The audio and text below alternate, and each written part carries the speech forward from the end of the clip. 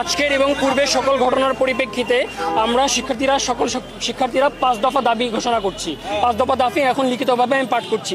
দাবির প্রথম দফা আবারও বলছি, ইউনাইটেড ইন্টারন্যাশনাল ইউনিভার্সিটি কর্তৃক অন্যায়ভাবে বহিষ্কৃত শিক্ষার্থীদের নিঃশর্তভাবে বহিষ্কারাদেশ প্রত্যাহার করে তাদের যে হয়রানি করা হয়েছে, তাদের সাথে যে অন্যায় করা হয়েছে, তাদের সেই ক্ষতিপূরণ প্রদান করতে হবে। দ্বিতীয় দফা, বহিষ্কারের সাথে জড়িত সকল ছাত্র, শিক্ষক, কর্মকর্তা, কর্মচারী যারা এই অন্যায় ঘৃণ্য কাজের সাথে যুক্ত ছিল তাদের সকলকে সঠিক তদন্তের মাধ্যমে শাস্তির আওতায় আনতে হবে।